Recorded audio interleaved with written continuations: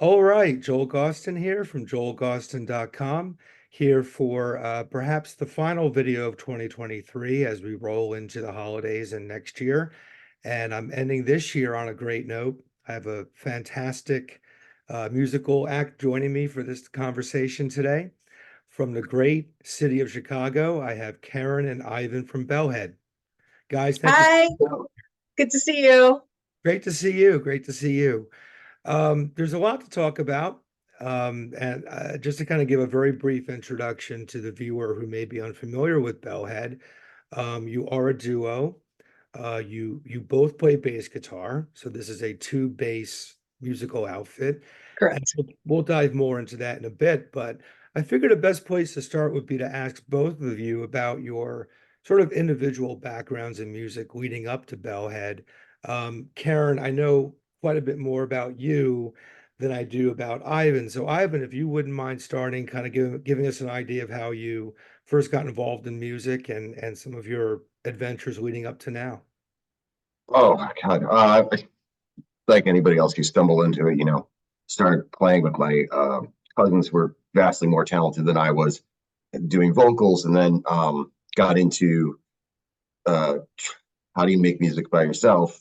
You know, Programming, learning like a drum machine and real rudimentary stuff, playing bass, and then once I got into playing, in bands, gigging and stuff, just really hunkered down on playing bass and everything. And then the programming aspect was always for demos and things. And then I spent years as Mr. Russia two piece. Well, at one point it was four, and back down, but it was bass and drums. There was no guitar.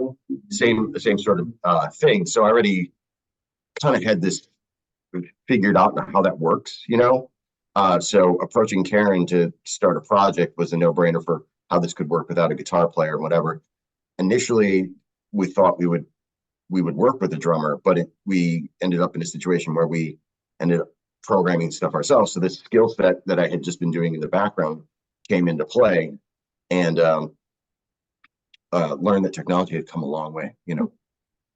That's the skinny on it, really. So you had a bit of a history doing programming prior to Bellhead. Yeah. Uh, Musically speaking, were the things you had kind of been doing all along kind of genre adjacent to Bellhead, or were you doing other styles as well along the way? Well, I feel like Bellhead is there's sort of nothing is off the table, because once it filters through us, it becomes Bellhead. So there's no like, oh, well, we can't do that because that doesn't sound like us. There's no limitation there. I just try to not write the same song twice, you know, unless it's a vast improvement on a song that I wrote in the past.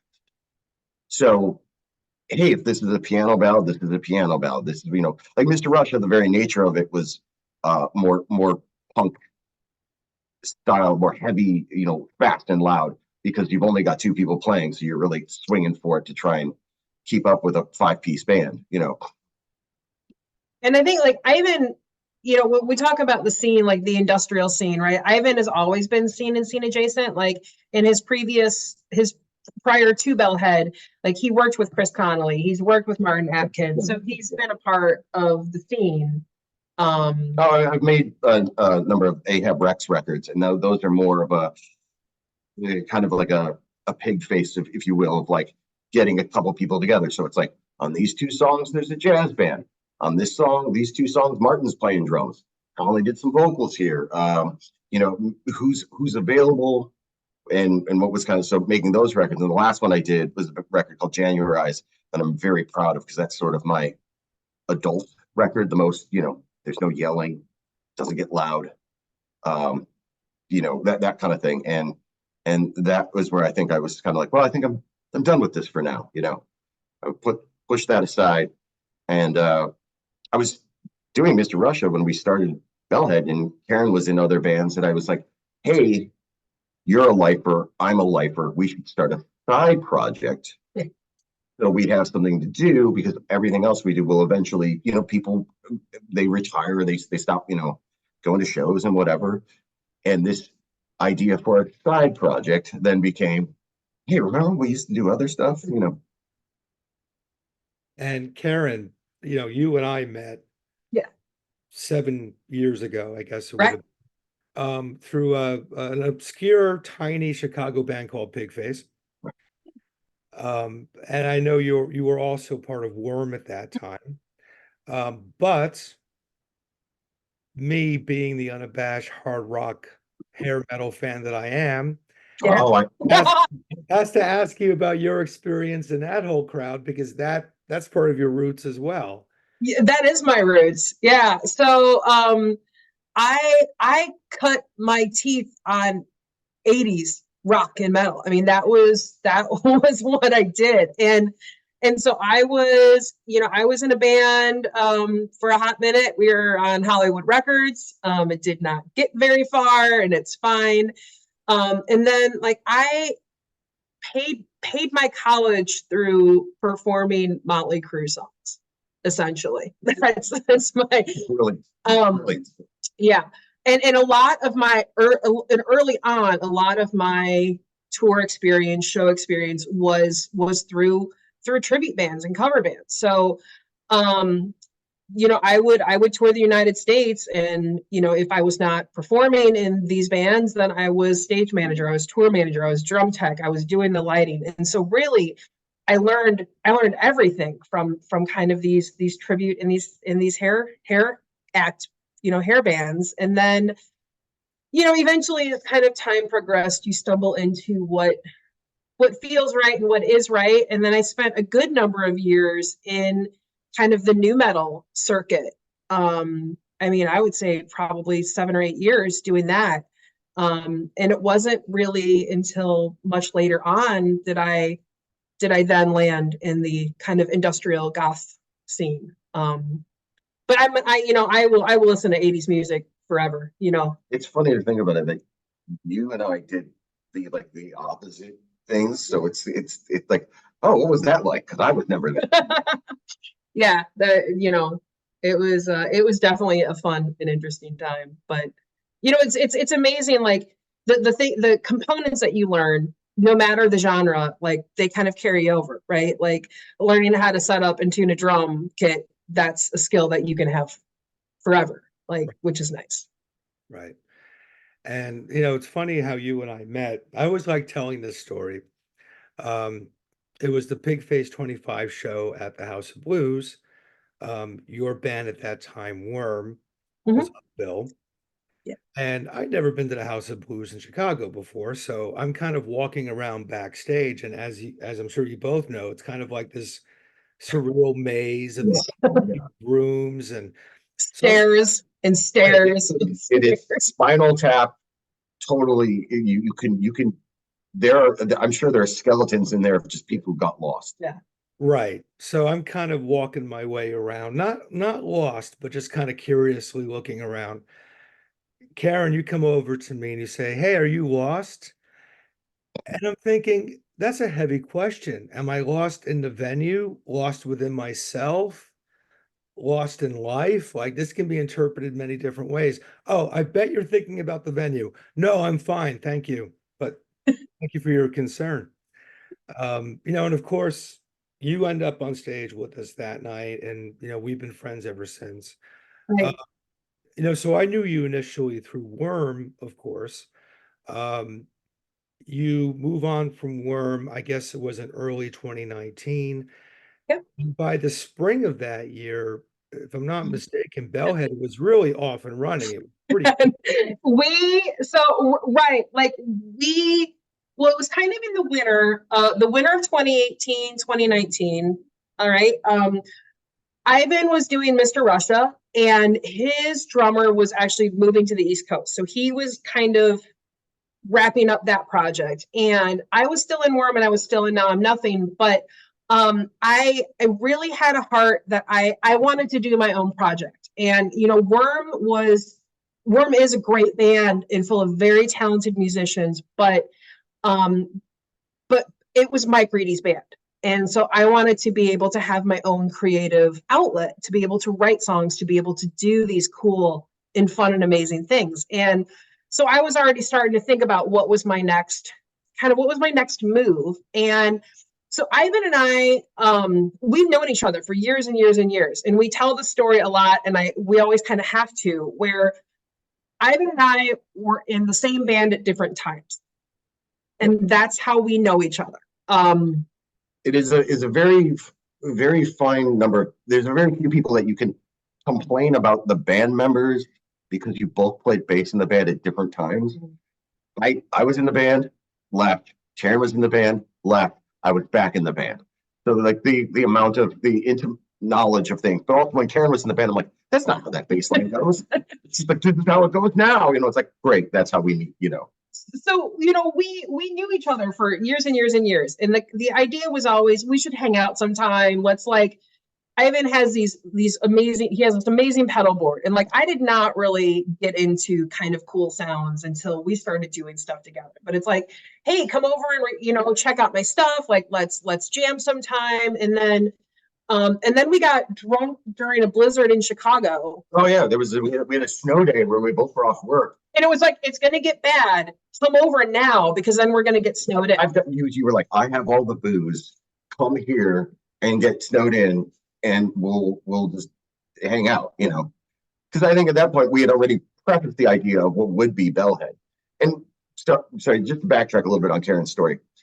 When Karen was playing in the band that I had previously played in, Sheriff Scabs, she was doing stuff, and I'm like, oh, it's missing the punch of the distortion that I would use.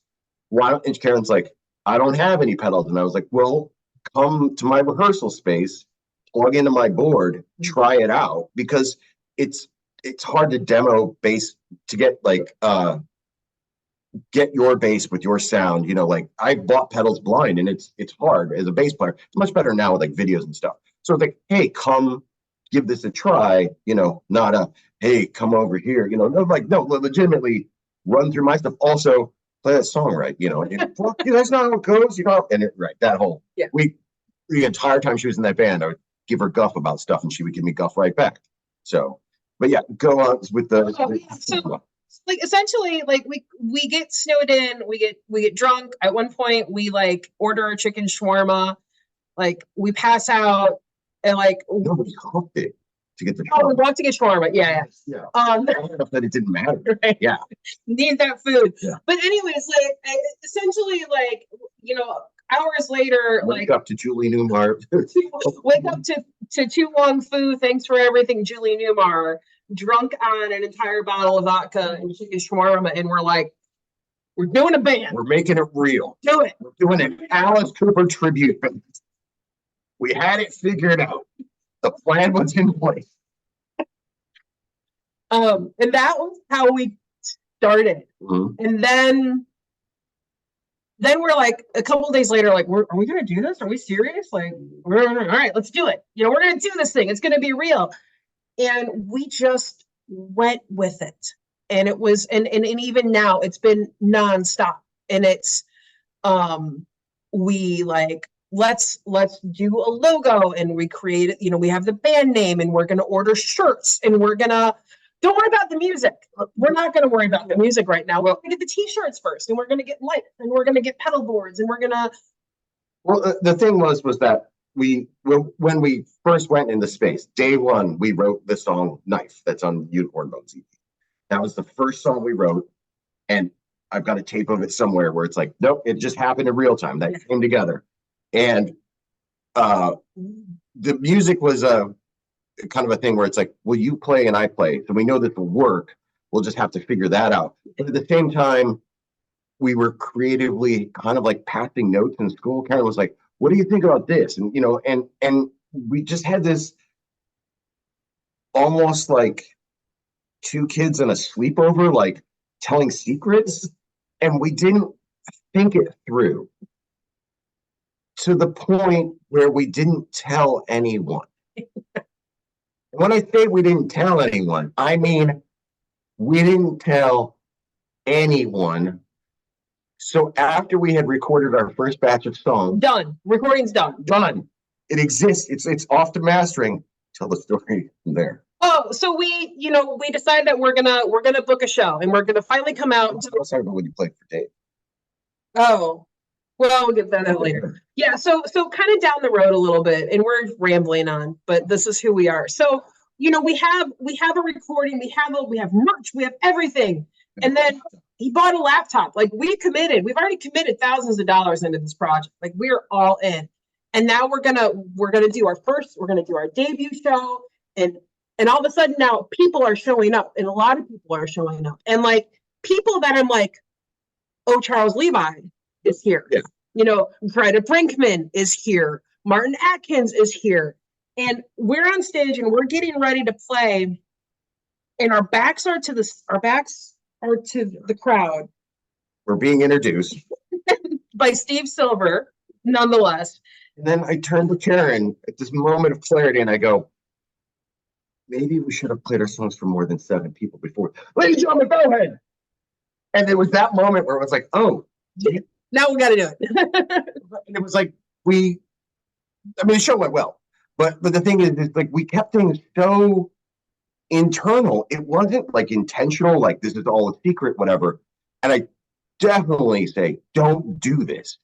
Road test your stuff. Play it for some friends. Play it for some enemies.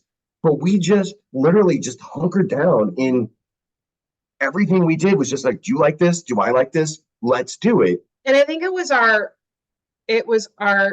confidence in ourselves and the belief that this was going to be a good project, that's just how it. There was the enthusiasm we had and have now. Yeah. It's like, you can't cheat that. And one of the things though was also our expectation was not to be a big band, it was like, we're going to do grimy stuff. We're going to do, with the PA, we're going to be on the road. I played a bunch of dirt dance floor punk shows and whatever, where it's not going to be high stress. It's going to be high fun, whatever we're going to do. Well, that didn't last. Oh, we're still high fun. Well, yeah, but the bigger shows and the stress came, Yeah. But anyways, so we're like just taking over and just rambling. So maybe you should ask us more questions. Was Fire Control the first single, first official? Yes. Okay. Yeah. So you guys did a lot in 2019. Then, the world went on pause in 2020. So just as you were kind of getting this thing going, things changed dramatically. And, obviously it's easy to discuss the hardships of that time. And not to make it totally rosy, but there is the other side of it too, in that I think the situation, again, not to make it too positive, but no, understood. 2020 did open some doors for people creatively that perhaps weren't open otherwise. I'll put it that way. Mm-hmm. What was your experience like that? What did the situation that we all went through then present to you that may ultimately have been an advantage to the development of Bellhead moving forward? And again, like you have to navigate this conversation delicately because this was a hard time for a lot of people. But personally, it was the best thing to happen to me. And I say that because I was given and presented with opportunities that we would not have had before. And this is both personally and in a band wise. I had the opportunity, I have 2 amazing stepkids who I love dearly. And I had to work from home. So then I became the primary caregiver and I became the mom and the teacher and the everything. And I wouldn't have had that opportunity otherwise. And I got to get a level of closeness with them, which was wonderful. And I'm very proud of that. And I got married, right, during the pandemic, which was great. In the middle of a hurricane. But then as a band wise, so we navigated this the best we could. And early on, we agreed that we were going to continue working in secret. Yes. And because there was a lot of stigma about, don't be around anybody, don't do anything, have to stay apart. And for us, it's a no-brainer. Like Ivan Ivan lives alone. He, he had a cat at the time. I had Dave and the kids. And so you define who your bubble is of people that you mitigate risk to. And for us, it made sense because again, it was just us. If anybody, I would be the one at risk. Right. So And I then, accept that. yeah. And then we have a rehearsal space we don't share with anybody. Right. So we continued and we kept making music. And that's when we really started to get creative. And like, yeah, Unicorn Bones was written during that time. Sidewinder was written during that time. And, and we really, and then we started to kind of expand things with tonally. My pedal board was growing. And we chose to not do a lot of live streaming. We did one live show at Livewire in Chicago, which is where we had our first show. Right, and it was a benefit to keep the lights on for them. Right, and so 100% of the money went to them, and it was the two of us and the owner of the bar, and that was it. Yeah. But the one good thing that one of the things that were positive is that once things started to lift up and people were starting to get back to normal, we were in front of everybody and we were ready. Right. So we jumped and toured and played and played and played. Our merch was done, our CDs were done, our sound was done. We were in tip-top performance shape because we were practicing every week. We never stopped. So the thing was that when that all started, we had 6 months of shows booked. I literally had boxes the ceiling high in my living room of merch we had ordered. And I was watching the movie The Relic, which is filmed in Chicago and takes place at the Field Museum. And I'm rolling shirts going, and I can't go there and I can't go in. And we just put it all in the loft. It was like, well, we'll just wait. And we also understood this is not going to be a few months. We were like, we are going to be shut down for a year plus. Yeah. So we committed to the idea. Now, remove from me the ability to gig, what am I going to do? Well, I'm going to just keep writing. And like we decided, we're going to put out the EP. We're going to follow through and continue on without the component of playing live. So we did more interviews, we did that. And then we were like, hey, let's shoot a music video. And while everyone was at home and being very close, we actually talked to our director friend, John Weaver, and he goes, what do you think of John Ford movies? And those are the big John Wayne outside. And we went, I like that idea. It's contrary to what everybody's boxiness is doing. So let's go outside and shoot a video. Good idea. The problem is we live in Chicago and it's actually like there's a curfew and I'm not allowed to leave my house during certain hours. So on the way to shoot the video, I got chased by the cops to go pick up Karen. Be banned, do crime. To go out into the middle of nowhere to shoot a video, and that was again like trying to dodge the stigma because at that time people were very concerned with what other people were doing, and it was like I need to leave in the dark because I need to shoot during daylight because we're going outside, and I love that video. I think it's beautiful, other than my ugly mug being it, but no, and I love the grandeur of how big it is. To do things like that by but at the same time, mitigating our own personal risk, but also like being acknowledged, like John Weaver, like we did these big outside shoots where we weren't close to him. So he still had his safety during the pandemic, and so that was, again, like, how are you navigating creativity versus safety of others versus safety of ourselves? But I guess, I mean, the short version of the very long answer we just gave you, we were just busy nonstop. And it just hasn't changed. I want to talk about the music for a minute, obviously. And, I want to be clear to the viewers that the original compositions are amazing. Bad Taste is one of my favorite songs, not just of Bellhead, but ever. So you have a great creative spark in terms of originality and coming up with your own thing. But one element of Bellhead I wanted to dive into is your choice of cover songs. And not only that, but when I listen to your covers, they almost sound like original compositions because you're not just doing what's expected. When I was going through your Bandcamp, as you were putting things out, I'm like, oh, okay, they cover "I Would Die for You" by Prince. Okay, it's going to sound like "I Would Die for You" by Prince. No, um, not at all. Yeah. And "No Big Deal" by Love and Rockets. It's going to sound like Daniel Ash. No, not at all.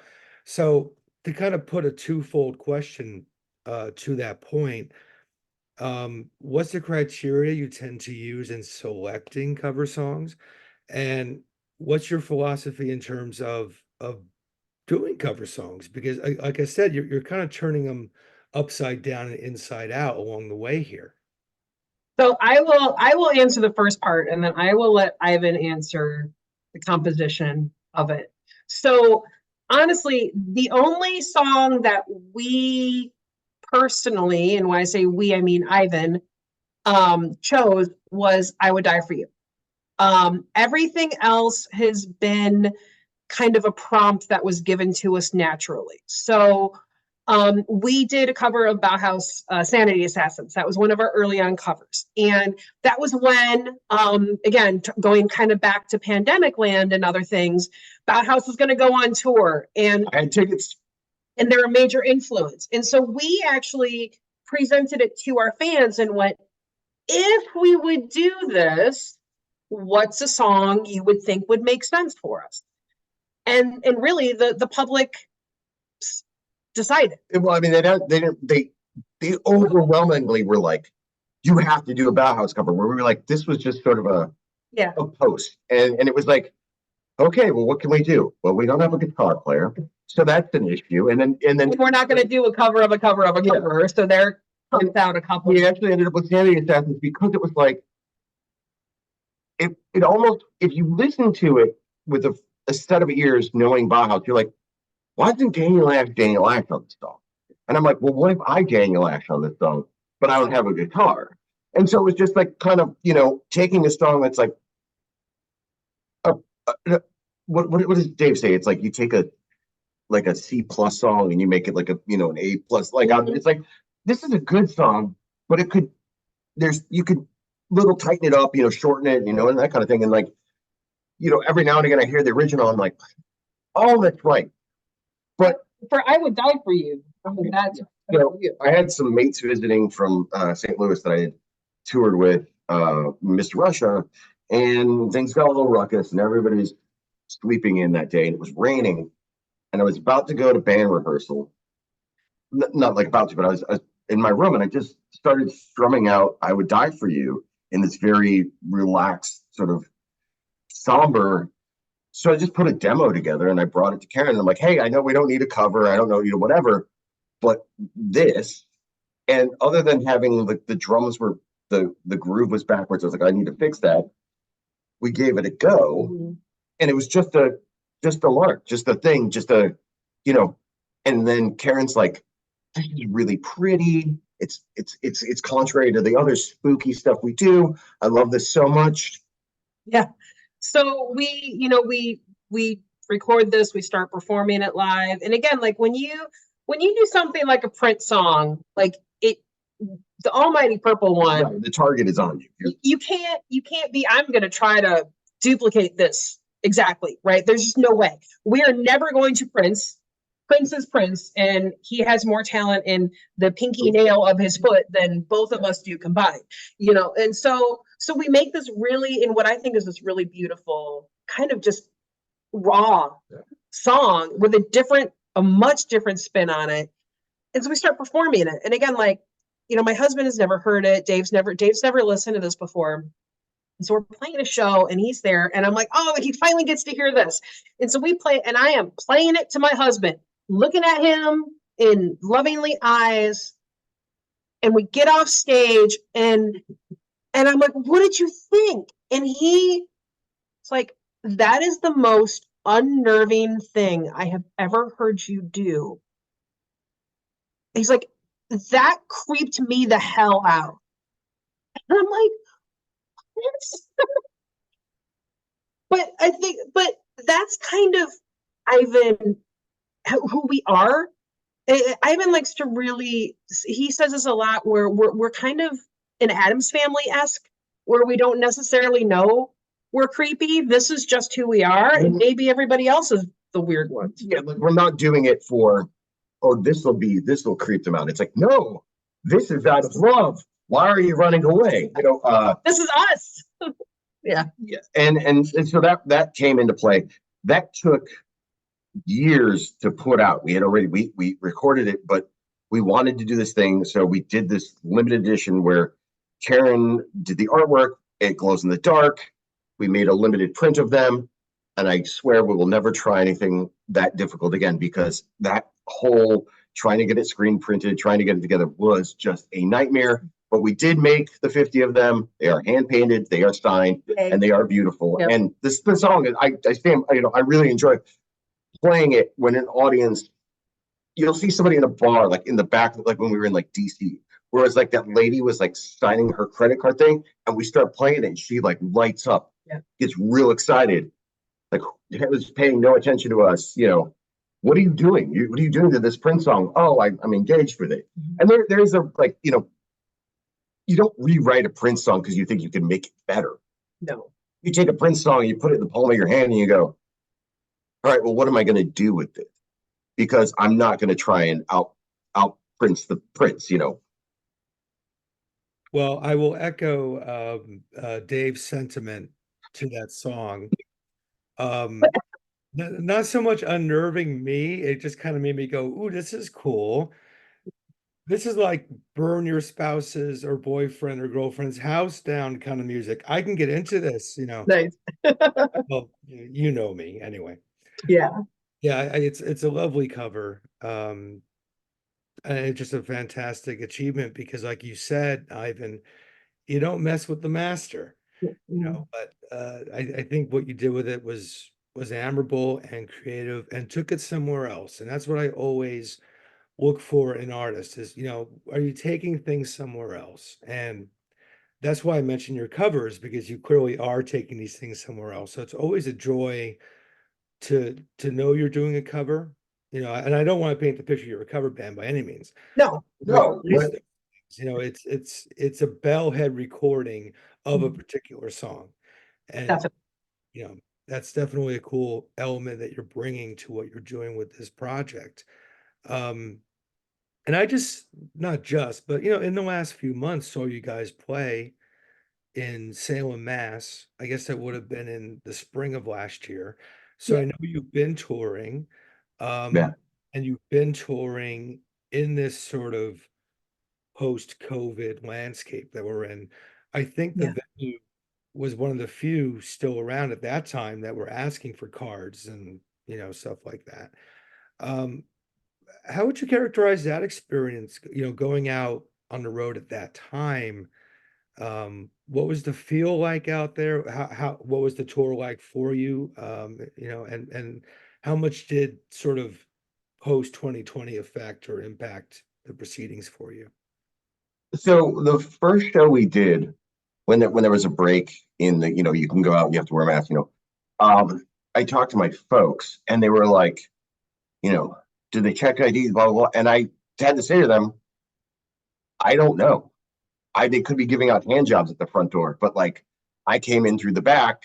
I'm talent, so I'm allowed to get away with stuff that I shouldn't probably, and it's just a different experience from what only seeing it from the back end. Like there was that time we played in Omaha where we never even saw the front of the bar. We came in the back, we played, like we left and we went back, we were gone. So, I hope that that venues made good decisions and didn't create hostility with people who are like, I'm never going back there. I had a bad experience at a comic book shop where I'm like, look, if you act this way just about, this, then I'm not shopping here anymore. But for us, the thing was the joy that people had in being like, I am having a good time.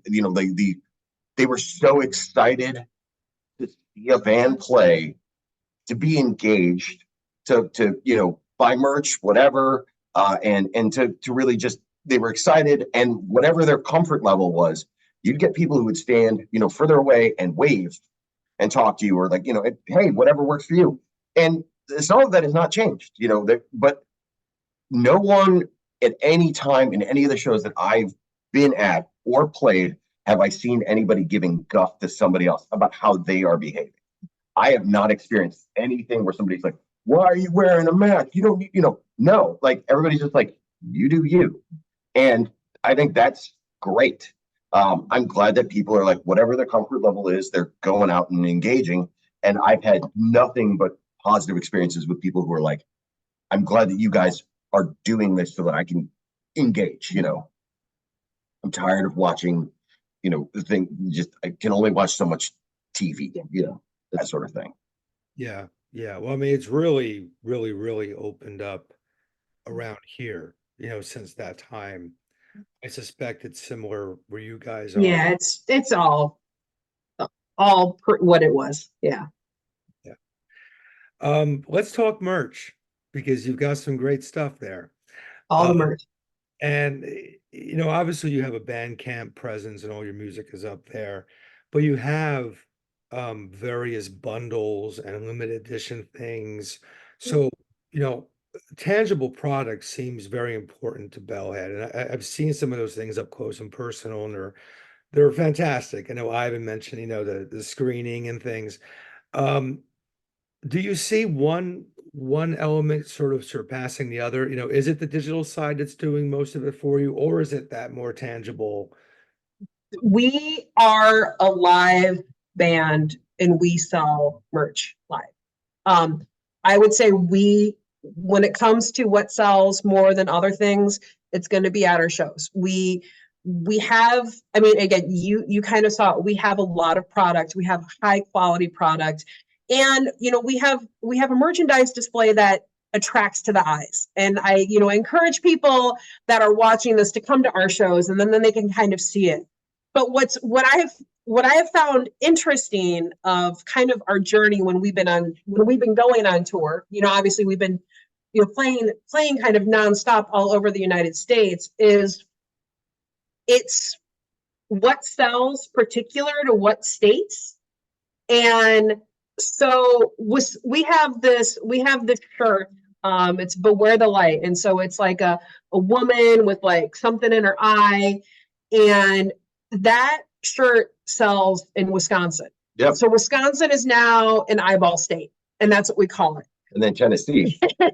Now Tennessee, you dirty, dirty, dirty people.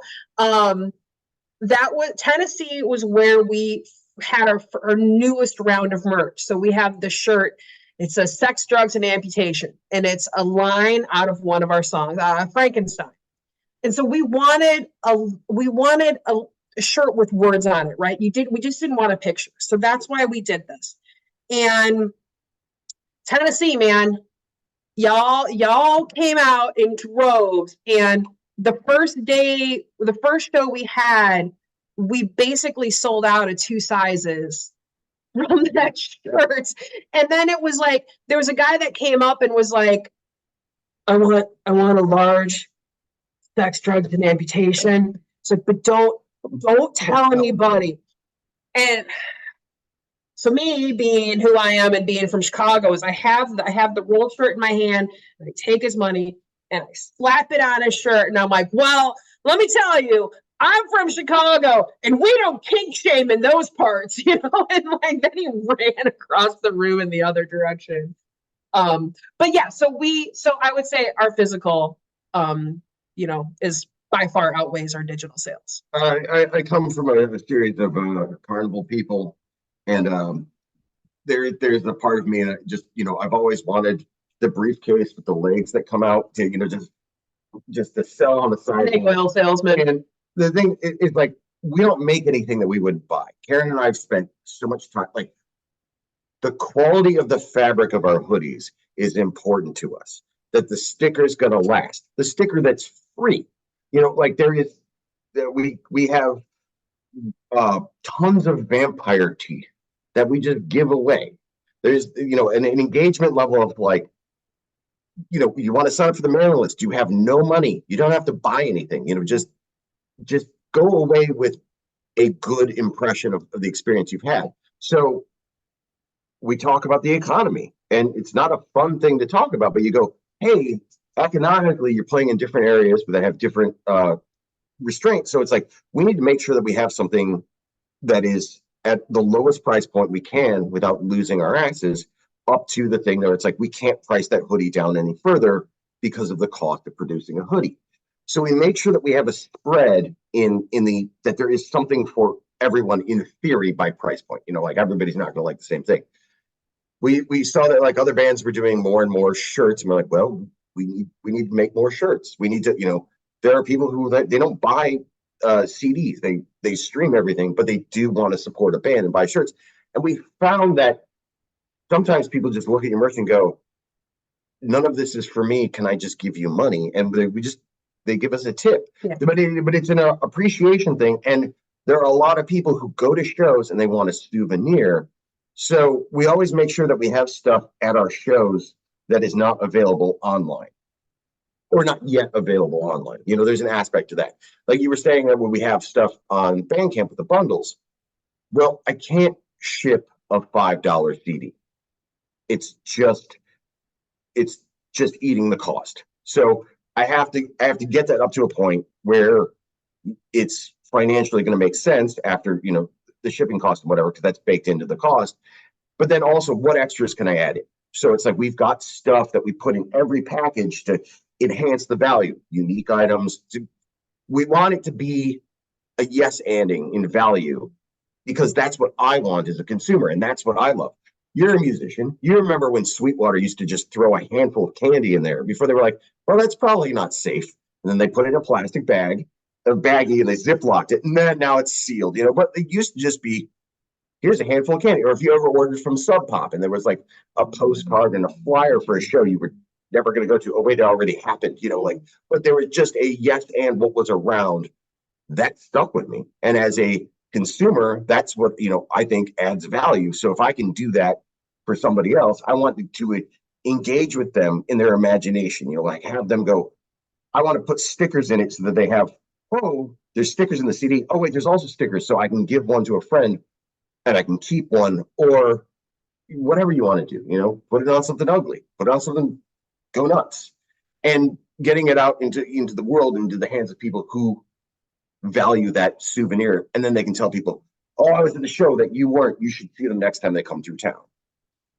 Absolutely. Well, I own the Sex, Drugs, and Amputation shirt, because of course I do. Yep. It's a big hit up here in quiet New Hampshire. I'll tell you that. It leaves an impression, that one. Yeah, that's what it was supposed to do. Sure. Absolutely. So we're winding down 2023 at this point.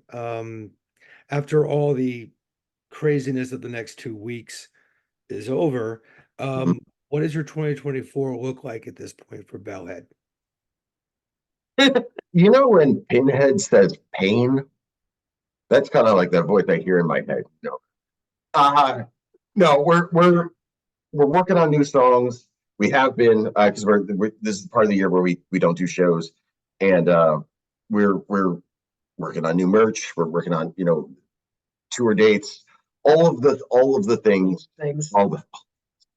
The only thing we don't have on deck this year is, so far, is any remixes, which I'm okay with, because that's, as much as I enjoy doing them, they take up a lot of time, and so. Yeah, so our tour dates are going to kick off in April again. So we have we're going to be announcing them probably in the next 2 weeks or so. So I believe we have 11 dates in the books already, ready to go. We're not heading to the East Coast this time. That'll be in the fall for sure. But we are hitting kind of the Midwest and the South this leg around. And then, new merch that's only going to be available at our shows.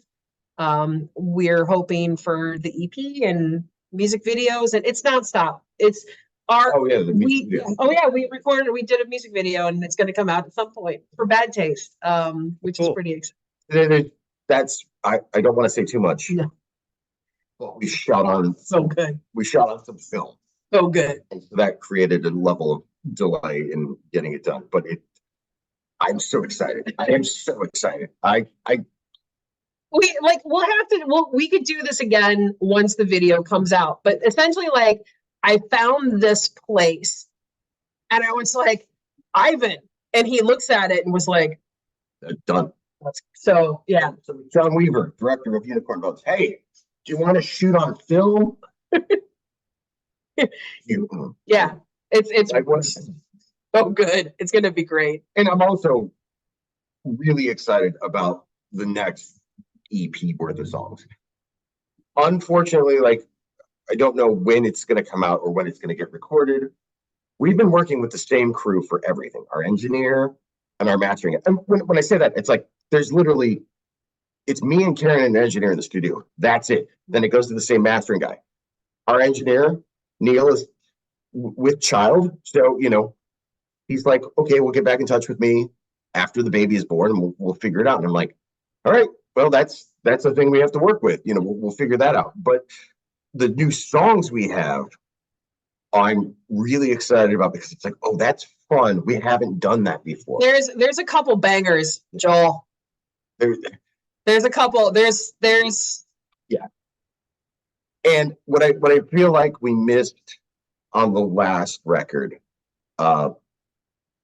was there wasn't as much as I would have liked of Karen and my vocal interplay, like just the track selection, the songs that worked out. So I wanted to make sure that on this one that there was a correction to that. And I'm like, I'm very excited, about how that sounds.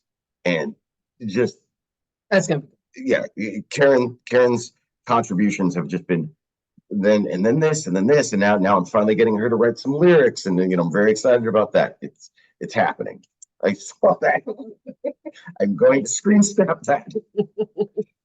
Yeah, but I'm really thankful that we've done what we've done in the time we have, and that we can continue to try and and ourselves, and like go into next year where it's like this is hopefully everything is more engaging, more interesting. Well, I'll tell you what, and I'm not just saying this, Karen, because we're friends.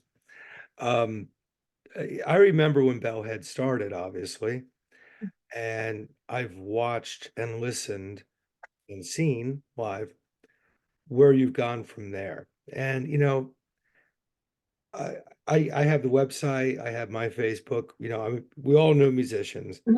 We all get bombarded with everybody else's stuff. Everybody has their projects they send to each other. And a lot of it is kind of like, okay, it's another band, and it's like enough already. But yeah. I've really been intrigued and fascinated and very impressed by the trajectory you've taken with this. Everything's been of high quality. I can tell as a recipient of it, there's some strategizing going on with what you're doing.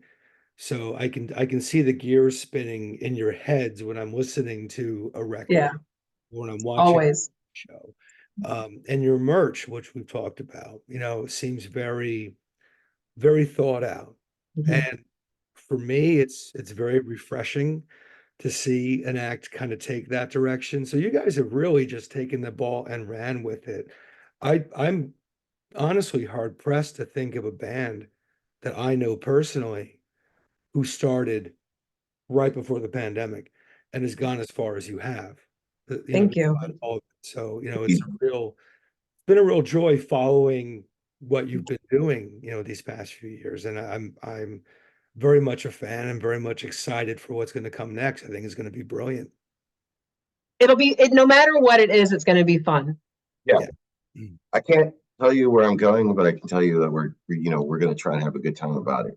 Yeah, that's right. When you say like, oh, that t-shirt design is really thought out. God, I got you that. Ivan got me this bracelet, and it's a Bowie quote, and I wear it when I perform, and it says, I don't know where I'm going from here, but I promise it won't be boring. And thank you, Space Dad, because that's us. That's it. Absolutely. We've mentioned your Bandcamp a few times here. Is that really the best place for me to direct people to when they check So out? I always tell everybody to go to our website, which is bellheadband.com. And that has links to everything. So you can get, our Facebook, our Insta. We're on all social media. Even if you want to Google, anything.com/bellheadband, like that's kind of our stuff. But you go to our website, www.bellheadband.com, and then that will lead you to. But also the Bandcamp is a great place because then that links off to our website as well. And it's like instantly you can, just hit play and listen to some music without ads and, that sort of nonsense. Yeah, I encourage everybody to at least, give it a go, see how many times you hit the skip button, whatever. If it's for you, if it's not for you, it's not for you, And I like the Stanley quote of maybe we'll get you on the next, not two songs are hopefully the same. So if you don't like this one, then maybe you'll like Always. It's very different than Fire Control, whatever. Right. Well, I would do my part as well to encourage people to check out what you're doing. There's a great sonic quality there. There's an aesthetic quality that's really happening. Um, I can't dig you guys more. So I thank you both for taking some time. I know this is your kind of like rehearsal work time, so I appreciate you taking some of it out to have a chat. Yeah, absolutely. Thanks so much, Joel. My pleasure, guys. I'll see you soon on the road. Have a good holiday. Bye. You as well. Take care, guys.